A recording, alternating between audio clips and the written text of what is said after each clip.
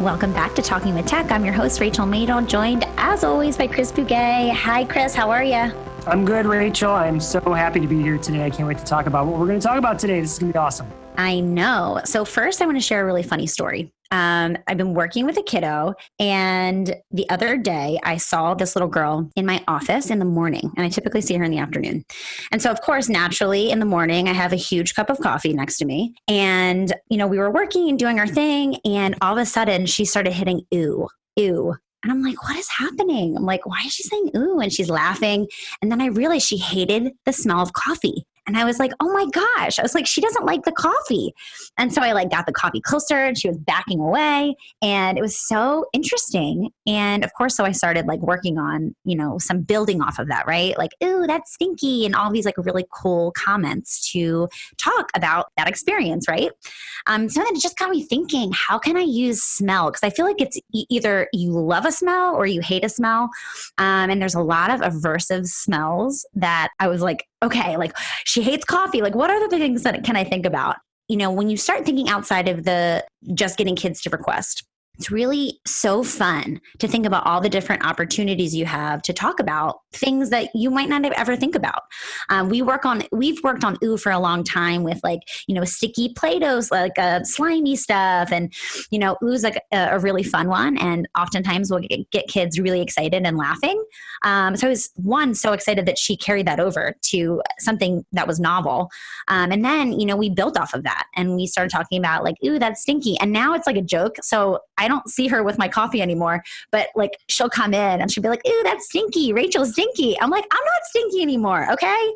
That was a one-time thing and that was coffee. And it's so funny though. What I just love about that whole story is the fact that you targeted ew as a word for her to know, right? I mean, you had to place that on there. Yep. And those are the kinds of things that kids say, right? They're excited to be like, ew, and they laugh and they think it's so funny. If we're not teaching kids how to say age-appropriate language, we're not doing our job. So it's really, and it's so great because she clearly was so motivated. And when I have a child who's really connecting with me and laughing and having fun, I mean, that's what makes our job so rewarding. And that's what solidifies these language concepts, right? I could teach ooh, in association with things that didn't mean anything to her, but in her actual experiences, instead of saying, I want slime or no slime, we say, ew, slime. That is so great. Now let me ask, what's her access method? Yes, she's using her finger, direct select. And it's really interesting how sometimes I feel like for kids, commenting is somewhat challenging. I think that we are constantly modeling and I'm constantly encouraging teams to model commenting. But sometimes it transforms into a request, right? So we say I like something or I like that. And then I've had kids that overgeneralize that because they say I like glue and it's oh, okay. And then they get the glue, right? And so it just becomes another way to request something. So it's really interesting to think about how can we use commenting and model commenting in ways that are novel and not necessarily for a reward. And we've talked about kind of intrinsic motivation and I think it's important when you're thinking about commenting, but it's also really important to just start targeting right away. I think oftentimes there's this idea in our head, well, first we need to get functional communication. And I'm putting functional communication in air quotes because what does that mean? Obviously, yes, we want our children to have their needs met, but language is so much more than that. If we wait until they have functional communication, we're really missing the boat. We can just model language throughout the day and make sure that we're modeling all different kinds of language. It's so important to remember, and it's easy to get stuck in requesting because that's the most motivating oftentimes for kids. But you can find other things that are really motivating that are beyond simple requests. Yeah. When you say commenting and you say modeling, that seems to be one of the easier things for me to do as a communication partner, meaning when I'm sitting next to a student and we're sharing snacks together or we're coloring together or whatever the activity is, I can always say, I like it or good or not good. Those are all comments on the experience that we're having together. And so it's an easy way to change the pragmatics or give a different pragmatic function besides, like you said, requesting, which is so often where we get stuck. Exactly. I could talk about this all day long, but I'm really excited about our episode today. So before we start talking about the amazing interview that you did, Chris, I want to talk about your book because there's some new information about your book, and I want everybody on the podcast to know about it. Okay, yeah. So thanks, Rachel. So my book, The New Assistive Tech, Make Learning Awesome for All, I was at the FETC conference. I actually met with my editor, who I didn't know she was going to be there. We just kind of ran into each other. I was like, oh, you're here? Hey, can we sit down and chat for a few minutes? And what she told me was something that I didn't know, which is that it is currently the second best-selling book in their ISTE catalog. So I forget what the number one best-selling book in their catalog is, but I know the number two is The New Assistive Tech. So that was pretty exciting news. The book is fantastic, Chris. I have it literally on my bookshelf. I can open my closet and you can see it.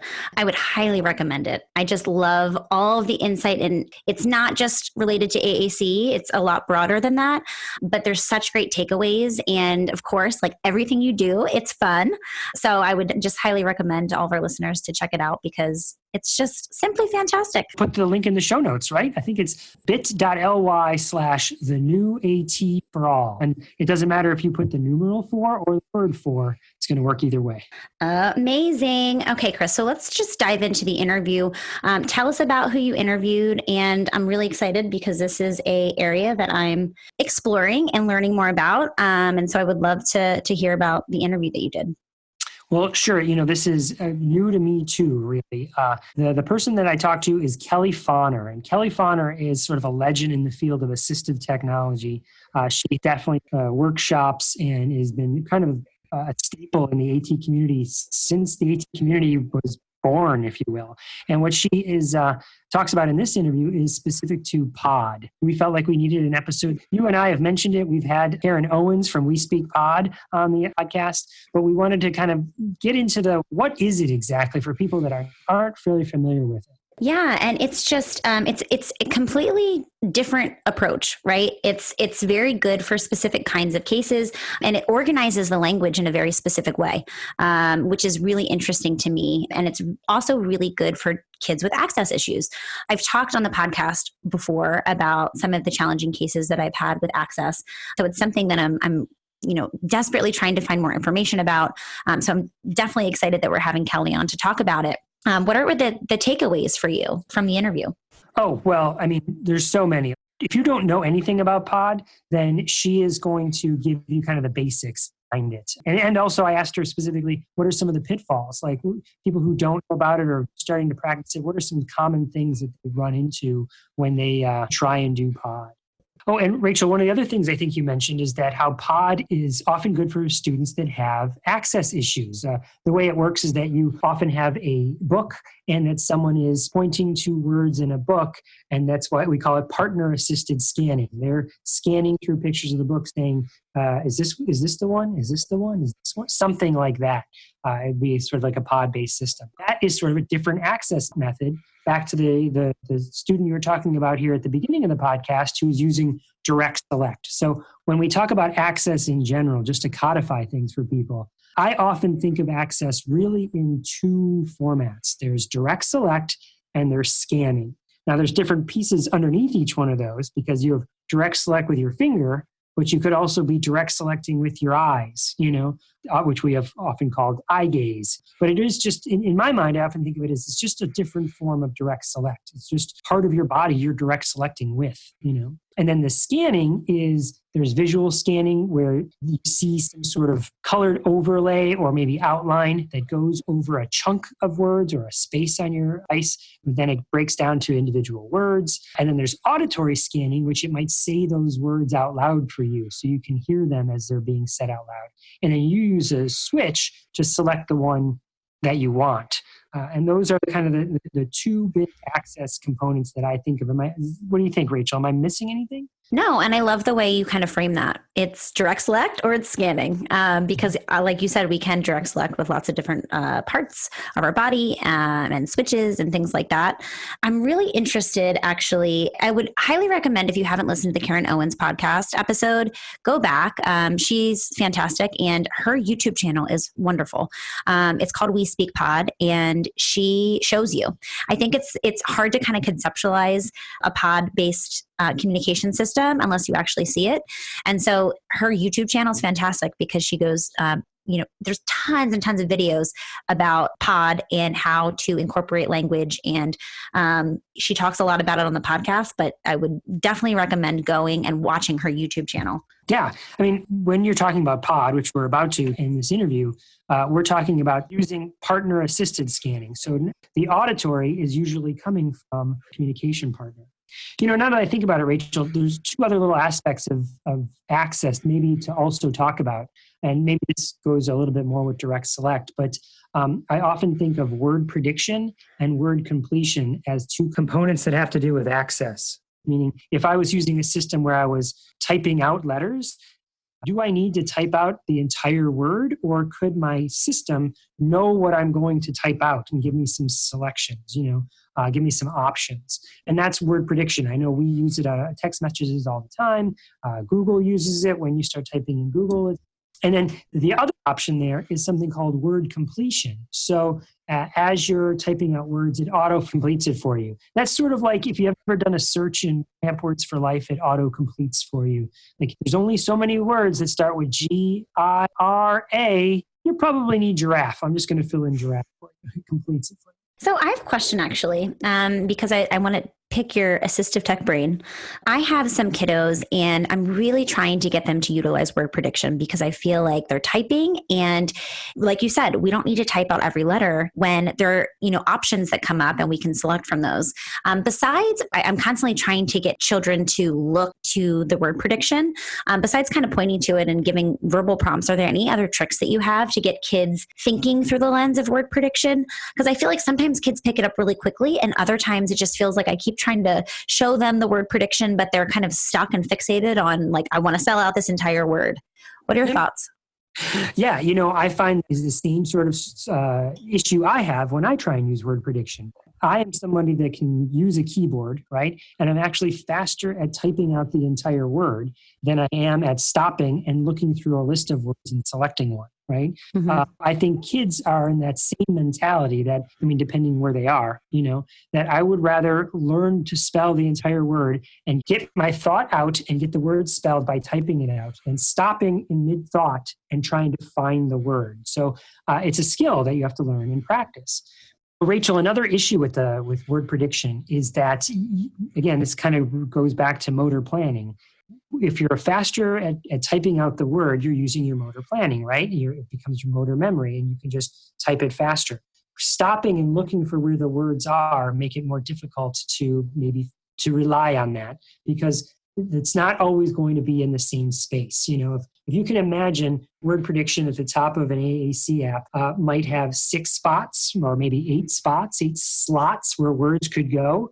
Depending on what you're typing, the same word might appear in different slots or different spaces up there. So you can't always go to the top right one to get that word. You have to stop, read the words, immediately recognize them with your eyes, and choose that one. And that can be just a very slow, laborious process. So one strategy would be to limit the number of sections there. Rather than having, let's say, 8 slots, what if we only had 4? Well, now I don't have to visually scan through as many. That could be a way to go. And then eventually, as you get used to that skill of identifying words up there, well, maybe I'll go from 4 to 6 to 8 or however slots I can fit at the top of the screen.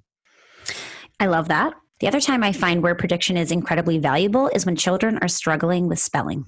So when they are, keep going back and forth and sounding it out, I'm sure in their head and trying to figure out how to spell it, word prediction can be really, really helpful. And so I would definitely encourage, word prediction for that situation. I don't think it's as important or necessary. I think it's individual. So some kids, they pick it up really quickly and they love using word prediction. But I think it's valuable for all children who are having a hard time spelling. And going off of that, something that is so important to teach as a compensatory strategy is to ask for spelling help. And that's something that I do with a lot of the AAC users that I work with. You can see them trying to type a word out and they get stuck and they keep going back and, revising. And then they end up getting either frustrated or they completely abandon it, right? And so instead of that leading to frustration and, feeling like, oh, I can't do this, making sure kids know how to ask for spelling help. And so oftentimes I'll do like a visual cue, like, oh, it looks like you need spelling help. So first, just getting them to either touch the cue card that says spelling help. Sometimes with some of the devices, I can program that actual, like, I need spelling help, that quick fire phrase into the device. But it's really important to help kids advocate for spelling. And then I can transition to, for some of the kids that I work with who are verbal and then they are able to use, verbal communication, they can say like fill in the blank. And it's just been such a great strategy to teach kids to empower them, because typically developing kid, they need spelling help too, so kids are oftentimes saying, oh, unicorn, spell unicorn. So we need to be able to give kids with devices that same access and compensatory phrase. So that's just something else that I work with kids. And I find word prediction is so valuable in that situation. Wait a second. You think kids who use communication devices should be learning how to spell? Yes, I do, Chris Bouquet. You know why? Because we need to be supporting literacy very early on, which if you listen to our podcast, we feel very strongly about literacy and teaching these things. I can't tell you how many kids I've worked with, teachers, even parents sometimes. I'll say, oh, like, let's start working on typing, or spelling. And they'll say, oh, well, I don't think he's there yet. And I said, well, he'll never be there if we don't start. And I've just seen amazing, amazing things happen. Obviously you start small and you build your way up. And oftentimes kids, especially kids with motor planning issues, they have a really hard time with writing, like handwriting. And if we can use technology to help support that, I just think it's really, really valuable. We don't need kids to have to be formulating their thoughts and formulating the language along with this super hard motor task of handwriting. That's where technology is so valuable. Not to say that handwriting is not important, because I definitely think it is, but I think that we need to separate, when we're asking a child to practice handwriting versus when we're asking a child to formulate language. And I think those two things together for some kids, very challenging. Yeah. So what I'm hearing you say is you break those apart into separate activities so that one is not relying on the other. I think that's a great idea. Yeah. Sorry, I'm like out of breath. I've had too much coffee. So one other thing, just to bring us back to the access point here for a second, is the idea that no matter what access method you're using, whether it's direct select with your fingers or direct select with your eyes or using scanning, we tend to try and keep the words in the same spot. If you move them around, it makes it harder to do your scanning. If it used to take 3 hits of a switch to get to a word and we move it around to make it 5 hits, well, now you're going to kind of screw that up. It doesn't matter whether it's direct select or scanning. We try and keep the words in the same spot. Yes, motor planning is incredibly important for cases where there's access issues, because those motor plans are really hard to develop. And so I think that's a really good point. I think we always need to be taking into consideration motor planning, but that's a whole nother episode, I think, which we have. So please listen to that episode if you are like, motor planning, say what? So I'm really excited for this interview, Chris. Before we head into it, I wanted to talk about the conference that we just presented at. We just had a webinar for new grads and individuals who are really interested in learning about the foundations of AAC. We did the ABCs of AAC last week, and it was so much fun. It totally was. If you were one of the people that came to that session, thank you so much for being there. Rachel, we had a great time. We went through the entire alphabet together, just picking a letter and what that letter, we gave it a word that had to do with AAC, and then we described what that concept was. And fun time. People were asking tons of questions, and it was just really good. Yeah, and we also have been transforming some of our podcasts to professional development courses. So if you listen to our podcast, you can now earn CEU credits if you go to the Exceptional Ed website, which we will link to in the show notes. You can simply listen to the episode and then go take a 10-question quiz, and you can earn an hour CEU. So you can access the ABCs of AAC. We also have one on core words with many more to come. So be sure to check it out if you are in need of CEU credits. Without further ado, let's head into the interview that Chris did with Kelly Fonner.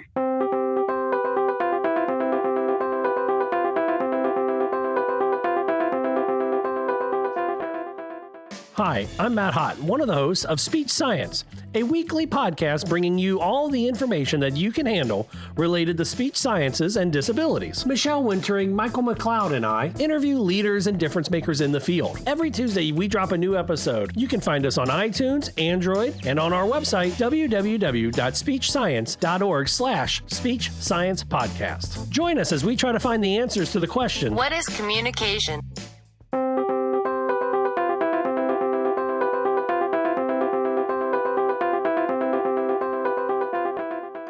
Well, welcome to Talking with Tech. My name is Chris Bouguet, and I'm here with Kelly Fonner. How you doing, Kelly? I'm doing pretty good. It's snowing. You're up in Wisconsin, is that right? Yes, I live in Wisconsin, but I tell people it's mostly out of Gate 65 at the Milwaukee Airport. Yeah, you do quite a bit of presentations, right? Traveling around? I do traveling to present. I also have some school systems that I consult with on a regular basis. I was just in Texas last week, so it's all around the place. Well, tell people who don't know about you. I mean, you and I have known each other for a couple of years now. You've been kind of a staple in the assistive technology community for years and years. So tell people what you do and who might not have heard of you yet. That's another word for old person. Veteran. I'm a teacher. I'm a special education teacher. I actually got started in assistive technology being a parapro for Philadelphia Easter Seals. And I was assigned to a student that had multiple disabilities, and he went for an augmentative communication evaluation. And I went along with his mom for that evaluation. And that's how I got started. And so it was I call it the Tim Gunn moment, the make it work. And so everything that kind of came into that student's life, I had to learn about. And so it was communication boards, and then it was communication devices and mounting systems and software programs. And then at Easter Seals, I was in Pennsylvania, and we were a part of some grant programs. So we got technology. And so I started learning how to adapt computers. And it actually started to turn in from my special education teaching job, started to turn into what was then called instructional technology. And so doing the educational technology and learning how to adapt computers for kids with physical challenges, and then also all the communication things.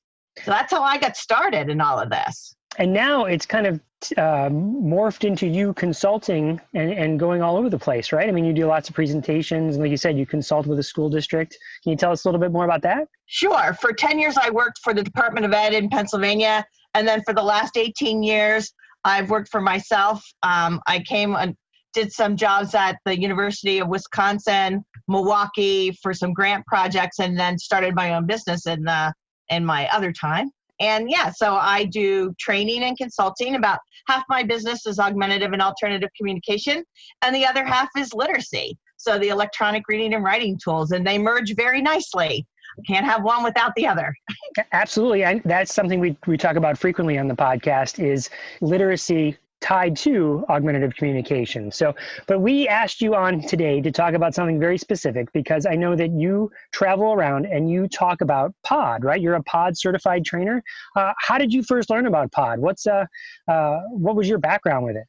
So I first learned about PODD when I was presenting in Australia, and Gail Porter and some of her colleagues that are the creators of PODD. Here in the United States, a lot of people know Linda Burkhart because Linda was the brilliant person that brought PODD across the big pond from Australia. She was the first certified presenter here in the US. And now we have 8 presenters here in the United States that have gone through the certification process. So there's always a PODD training going on, at least one every month somewhere in the United States, because we have PODD trainers from Maryland, North Carolina, people up in Michigan. We have people out in Colorado and, of course, in Wisconsin. And so I first learned about it by going to a presentation by Gail Porter, and she kind of pulled me in and said, hey, I want to show you what we've been doing here. And it really was what she and her colleagues had created using BoardMaker, which many of us use, to create communication boards. But they had systematically looked at children from early language up into, adding all of the different kinds of language components as we look at as kids grow, and making sure that there was a continuity to the communication boards and multiple page boards that we were giving to kids. And that was a really unique way of looking at things, that it wasn't from the adult's point of view of what do we like, what do we know, what's our new, cool app that we want to use, but it was about from the student's perspective. And they were doing it both printed boards. A lot of people think that PODD is just print, but it's also electronic. So they were programming PODD page sets into kids' Join-a-Box systems and into whatever systems that students currently had. And, and it is as an app as well. So let's say you and I are making the assumption right now that people know what PODD is. I just let off saying, hey, PODD, what does PODD stand for? And then let's talk about that design a little bit. You said how it's consistent. Can you describe it a little bit more? Sure. PODD stands for Pragmatically Organized Dynamic Displays. And some people think that anything that's a flip book that has some tabs on it is a PODD. And so when you do a search on, the internet, or you do a search out on Pinterest, especially, or even on Boardmaker Share, if you do a search on PODD, some of the things that come up are not truly PODD. They aren't organized pragmatically. They might just be organized by categories, or they might be organized by activities. In a true PODD organized book, we look at why we say what we say, that it's all about the pragmatics of how we speak and what we're saying. And so from the really early language levels of a PODD book, it's about chatting and the words that we say out and about all around the place. So it's a mixture of core words and social words. And from there, you start to get more deeply into the vocabulary set. So then you start to get down into categories of words that might be based upon activities, and then you'll get into some words that are based upon taxonomy. So it's a mixture of both things that people have in traditional flip books.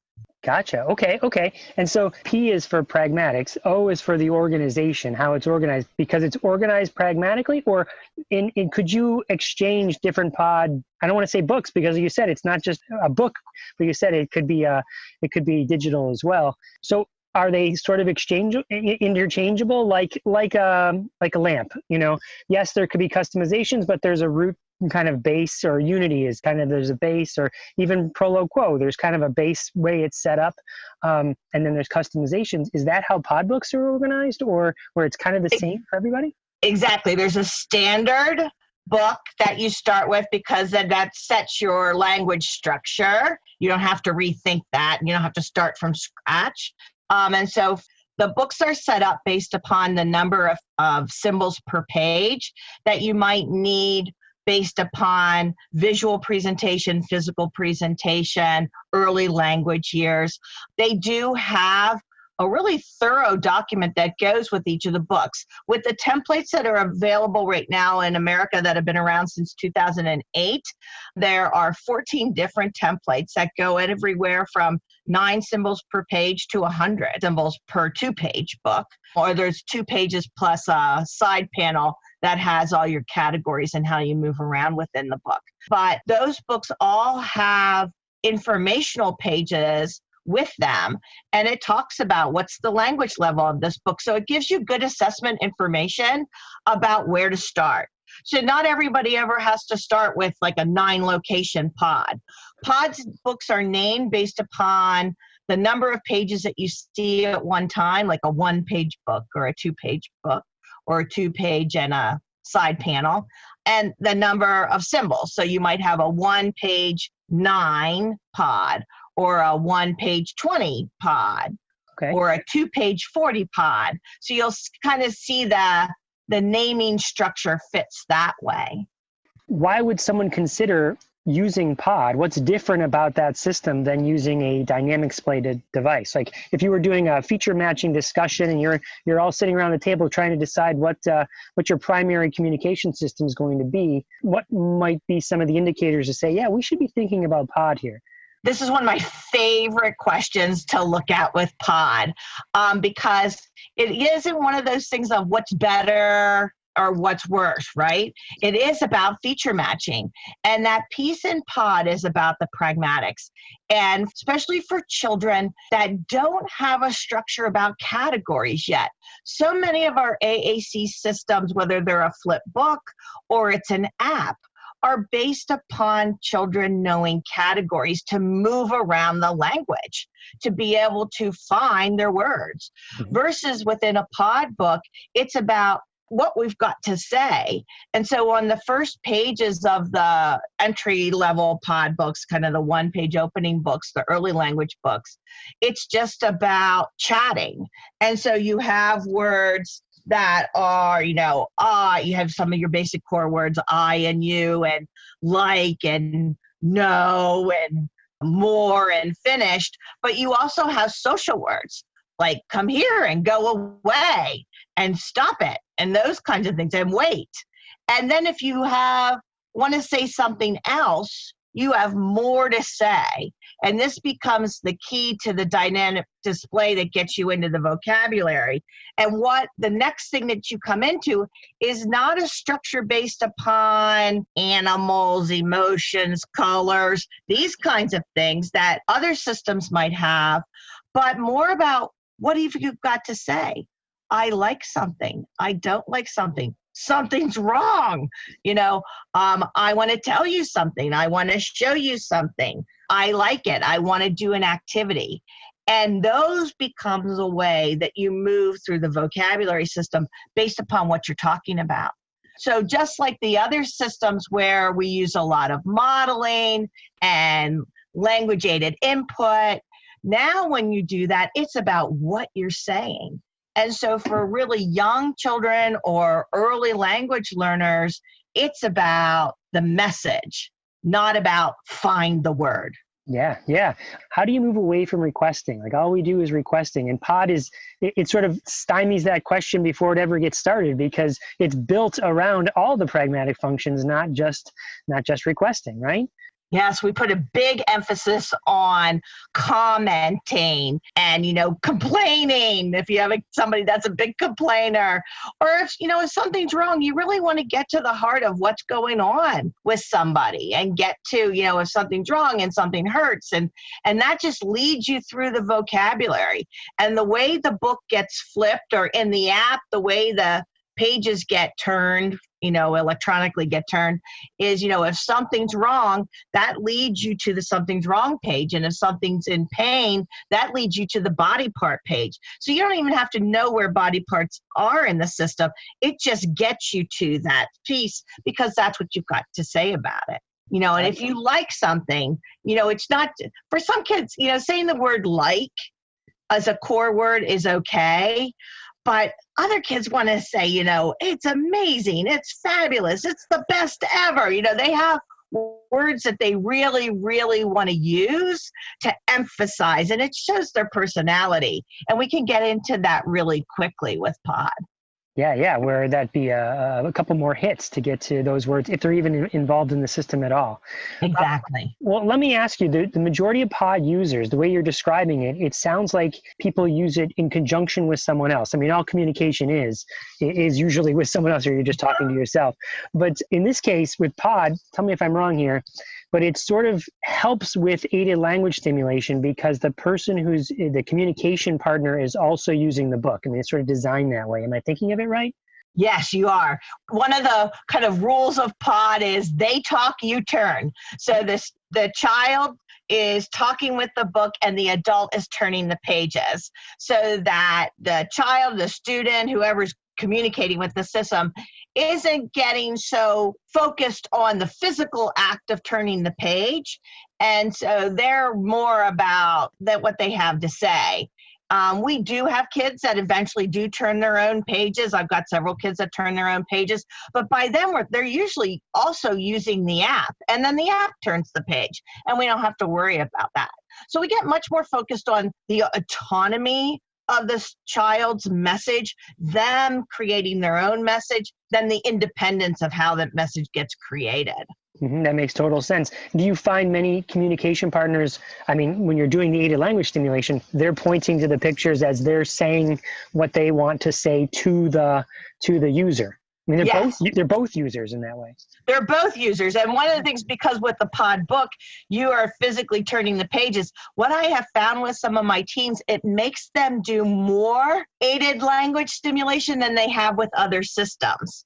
I think sometimes with some of the electronic systems, they tend to turn on the app and put it in front of the kid and, just think that it's magically through some osmosis going to happen. Or I like to say that a kid is going to spontaneously combust and start using that just because it seems to be exciting. But it's more about the message that goes back and forth with people. And I think when you have that human to human interaction, and you can really see what's going on with a kid as you're turning the page. And I also am assessing while I'm using the printed book, what's the app need to look like for this kid?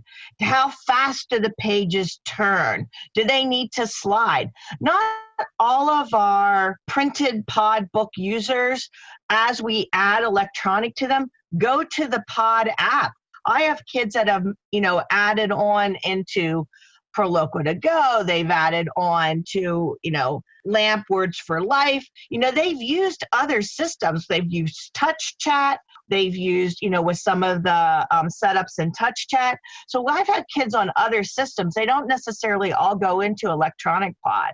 Let me make sure I understand that. So you're saying they might start with the book and then go to a device later on.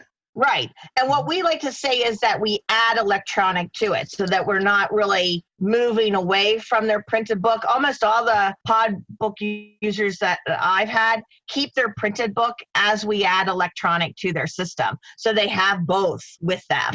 So, when you're somewhere where the Wi-Fi is not working or your power goes down, you always have your printed system with you.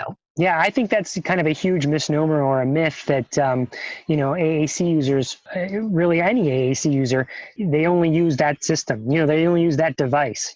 But, I think about my own self, right? Sometimes I use the computer to talk to people, and sometimes I use my phone, and sometimes I use my hands, and sometimes I use my mouth. I use all sorts of tools just like anyone else would. So just because they're an AAC user doesn't mean that they're only going to use that piece of equipment. So I really like that the Pod book is just a part of a larger system sometimes. Right? Yes. And, I try to take my cues from the most sophisticated AAC users that we have. And they've got a variety of systems. You'll see, they'll have their hardcore AAC system that they use to speak in their workplace and with unfamiliar users. And then they might have a printed board, or they might have a lower tech system that's a spelling board. And they might have an AAC app that's not their high-powered, device. And so they'll use a multiple set of systems, and they'll choose based upon who they're talking to and where they are. Some people don't always want to talk out loud with their system in the middle of the workplace where everybody can hear them. They'll turn the voice off, or they'll go to a spelling board just so that somebody else will pay more attention to them if they think that if people aren't paying attention to them. So one of the things that I have found that with using Pod, kids get a sense of who's paying attention and who's not. And they learn a little bit more power that way with that interaction with people. Kelly, let me go back and ask you this, just because I think it might be confusing for some people. You mentioned that there were many different templates that you can get. So does a clinician or does a team build the pages on their own by dragging pictures in, or is there pre-made Pod book that the templates are already done? Yeah, the best part is the templates are already done for those 14 books. That's the work that Gail and her colleagues have done. And so Mayor Johnson sells the Pod. Right now it's a CD set. I've seen it from some of the newest versions that have come out in Australia have come out as a memory stick. And so those setups are already done. All of the pages all the symbols are already on there. They come up in BoardMaker and all of the versions of BoardMaker, from BoardMaker 5, 6, BoardMaker Plus, BoardMaker Online, BoardMaker Studio. And then you upload whichever one that you want, and then you can customize them from there. So you can add, the people in their family and their favorite toys, or go to the food section and add the food that they want into that section, so that you can do all that customizing, and then you print the books out. You can either print them out yourself, or what some people have been doing is saving them as a PDF and then taking that PDF file and getting them printed out at some of the office places, or sending them to some of the places that are online and available to print them out. People have been getting into some of the special paper, some of the weatherproof paper that's available from TerraSlate and some other companies. So the chatter that's happens on the pod chat online and on the Facebook pages about how people are making their books. That's awesome. Ingenuity right there, right? I mean, that's awesome. It's awesome. Well, let me ask you this. Because you've been working with PODD for a while, and you said you have PODD users, what are some pitfalls that people, or mistakes people make when they're trying to implement PODD that our listeners would avoid? Oh, don't do this instead. Yeah, a lot of things. Probably the biggest pitfall is that people think they can just give first couple of pages. Like PODD books have a lot of pages to them. If you think about the AAC apps, there's a lot of pages to apps in ProLoco, and if you would print any of those out, or you would print out Unity like we have for some of my kids so that they've got a backup systems, there's a lot of pages to those. But people don't seem to get overwhelmed by that because it's electronic and it's all hidden. But when they see a PODD book that's got 65 pages or 125 pages, they're like, whoa, way too much, right? And so then they think, well, I'm just going to give them the first couple of pages. But that's not the implementation strategy at all. It is to have the words there for when you need them, but maybe just start modeling on the first couple core word and social pages to start with, those chat pages. So that's one of the pitfalls that people do. They get overwhelmed and then they think it's too much. The second is that they expect the kids to talk with the books right away. And that's the pitfall, for so much with AAC. Mm-hmm. When they think, oh, you've been waiting to talk. Here, I'm just going to give this to you and you're going to use it. And they forget about modeling, and they forget how long it takes for, any child to start communicating with the words of their life. I have a 7-month-old granddaughter in our life right now, and I'm watching and really taking in how much everybody in Lola's life talks to her and what things she's starting to come up with, and the little things that she's starting to imitate, and what people think that she's saying, and what people feed back to her, and just taking cues from that.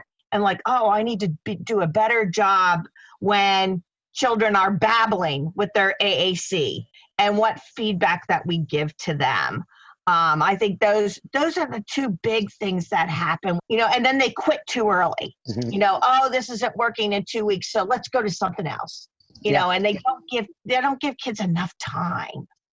All three of those, Kelly, I don't think are unique to PODD. I think all three of those are every AAC app. And too many words, it's too confusing for them. No, you need the words if you're going to model them. And then, I want to switch systems because this system's not working. Well, it takes at least a year typically for a kid to say their first word. And I think how long we model. So we try and drill that home here on the podcast quite a bit. So.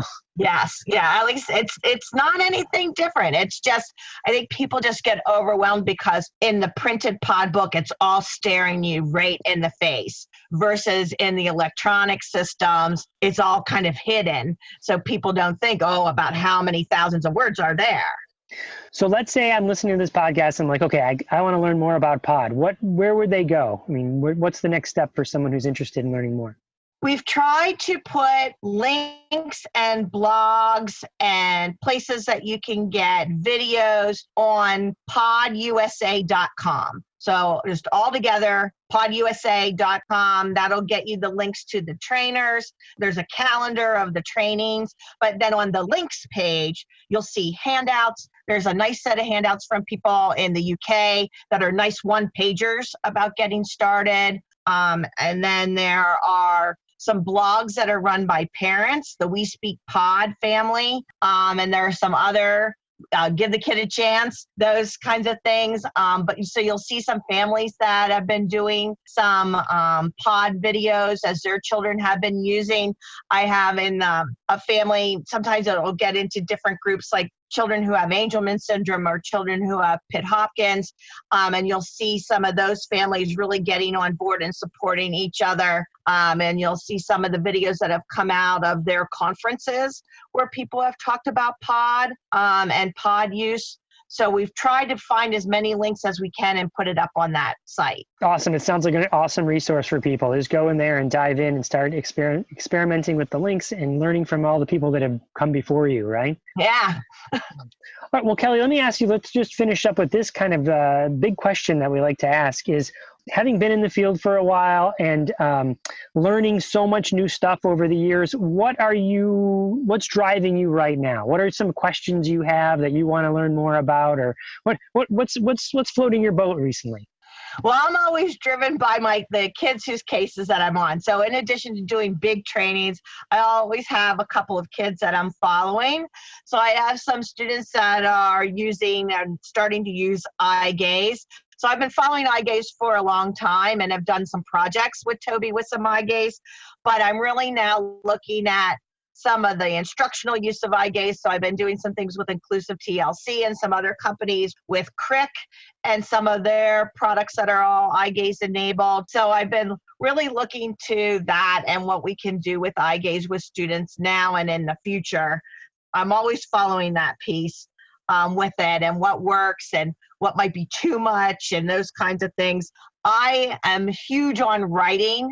And so the connection here of AAC and developing writing skills of our AAC talkers are really, critical factor because one influences the other so greatly. And I'm working on my LAMP Words for Life certification. So I'm not, a lot of people think that I just do PODD, but I do training I had a touch chat project that I'm working with some Illinois schools. Like I said, I'm starting my Words for Life certification process. So it's always a little bit of something. Never dull. That's awesome. We might have to have you on again to talk about the eye gaze stuff that you've been doing, because that sounds incredible, and it's something we haven't tapped into quite enough here on the podcast. So that would be great. Well, best of luck with the certifications. Let me ask you this: how do people get in contact with you if they wanted to reach out and hire you for a consultation gig, or to do a presentation, or just ask a question? Sure. I have a website that's just my name. So it's www.kellyfonner.com. And then there are links to my email, my telephone numbers up there, a list of my presentations and different topics. And then I always customize stuff for people as well. So it's the easiest way to get a hold of me. Awesome. Well, thank you so much, Kelly. I think this is really going to help a lot of people kind of wrap their brains about what PODD is, and maybe, hopefully, it'll help people kind of think, you know what, I should be considering this more. So thank you so much. Thanks for having me, Chris. Once again, this is Chris Bouguet with Kelly Fonner for Talking with Tech. Thanks, everybody.